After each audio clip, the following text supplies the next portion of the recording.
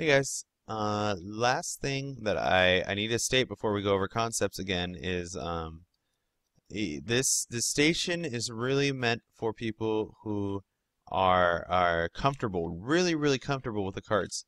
Um, if you've watched my previous lesson, previous tutorial series, I think that will prepare you aptly enough for this station series. So I'm hoping I'm not entirely sure. I don't know. I mean, I'm not a student, so I can't say I've been doing this a while, so I'm not entirely sure if everything is clear to everyone and concise and everyone can recall all the information that they need from their head. Um, hopefully that's the case. And I would invite you to give it a try if you're just thoroughly confused. If the linear station series for you was really hard and you think that and you know it was really hard, maybe give it another go through. Learn some of the tricks and maybe give these episodes, these first few episodes where I go over concepts, a few listen throughs and see if you're comfortable. And if you're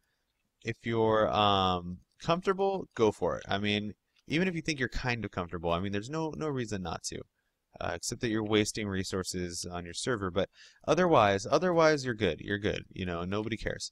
So again, we're going through and we're dismantling the station so that we can refurbish it and make it way better than it currently is.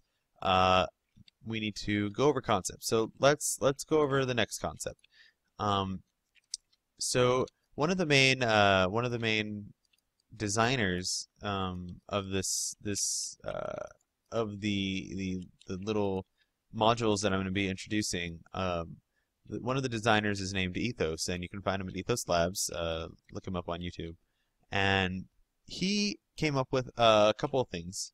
He came up with the counter for the smart booster, if I remember correctly, and he came up with the water gate that we're going to be using. Because with the modular cart system, you could vertically dispense, but, well, let me start over. We need to vertically dispense our carts because the type of track that we're using does not, like the track idea that we're going to be using does not really allow for linear sort of linear cart replacement. I don't know how to phrase that. You know when the line that runs from the cartridge to the pressure plate that sends out the main booster, that line. The station that we're building doesn't really allow for that because we need that line for the smart booster, just because of the track design. So maybe someone will eventually come up with a newer, better design for the track, but until then we have to vertically dispense. And the best method that I can think of to vertically dispense is to use Ethos's Watergate, because it is space efficient, and it is track efficient, and it's redstone controllable. Now we could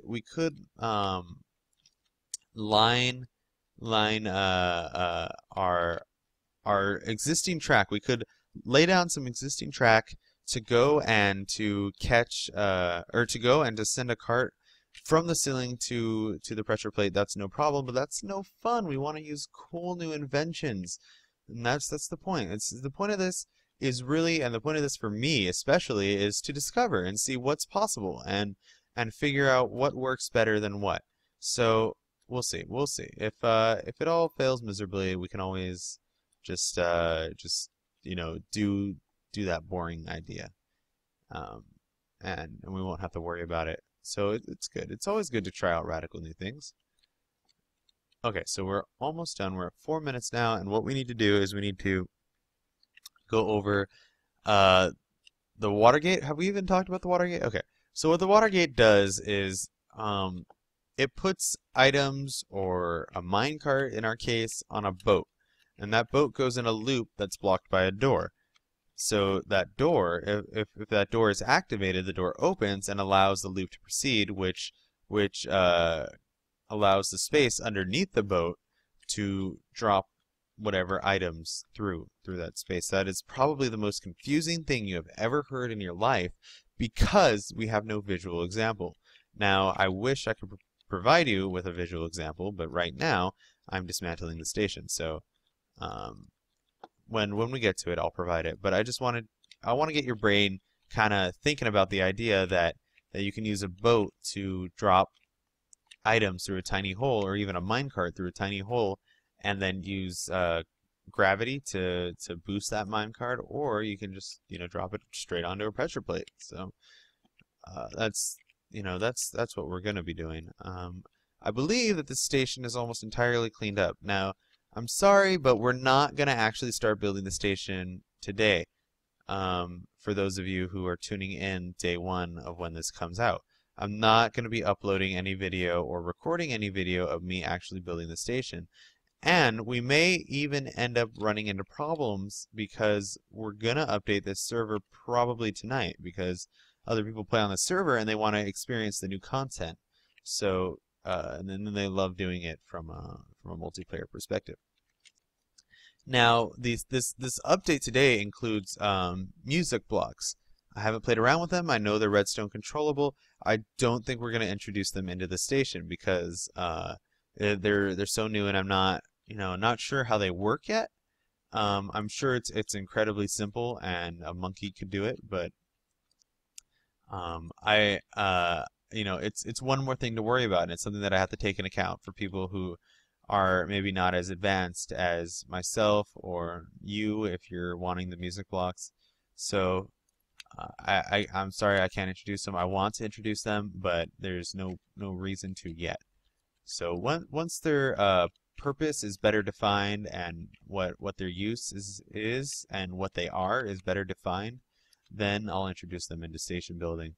Because really it's just extra redstone and it's convenience redstone and it's not necessary.